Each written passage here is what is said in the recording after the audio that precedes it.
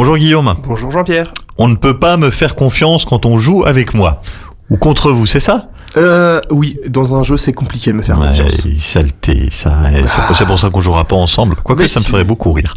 Guillaume, cette semaine, nous parlons d'un petit jeu de cartes qui répond au doux nom de Pixies. C'est ça.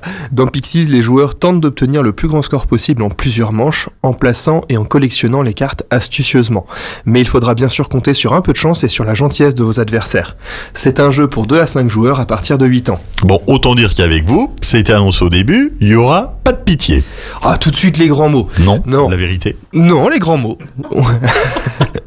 Donc l'objectif dans Pixies, c'est de collectionner et d'optimiser en fait notre collection. Donc il n'est pas toujours intéressant de mettre des bâtons dans les roues des autres joueurs. Les cartes du jeu sont numérotées de 1 à 9 et possèdent une couleur, soit jaune, bleu, vert ou rouge. Elles peuvent également comporter d'autres symboles comme des spirales ou des croix. On constitue une pioche avec toutes les cartes, puis on retourne à côté de celle-ci autant de cartes que le nombre de joueurs.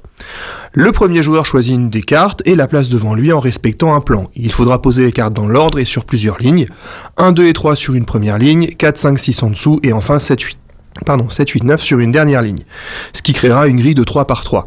Si le numéro que nous devons placer est déjà présent une fois dans la grille, on retourne une des deux cartes et on place l'autre par-dessus.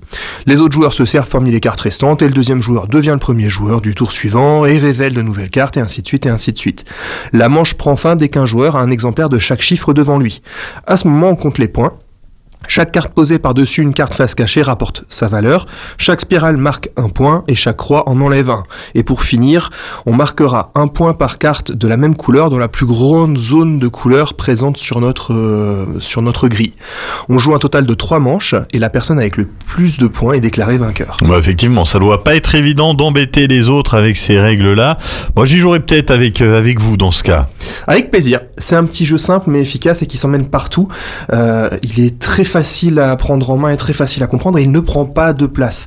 J'adore son esthétique car chaque carte a une illustration unique et mignonne et le plus c'est qu'il est adapté aux daltoniens. Bon, donc c'est donc un jeu familial à avoir dans sa collection. Merci Guillaume. Et puis ce week-end, c'est soirée jeu à la Comté Ludique. C'est ça, samedi à 18h30 à la Comté Ludique.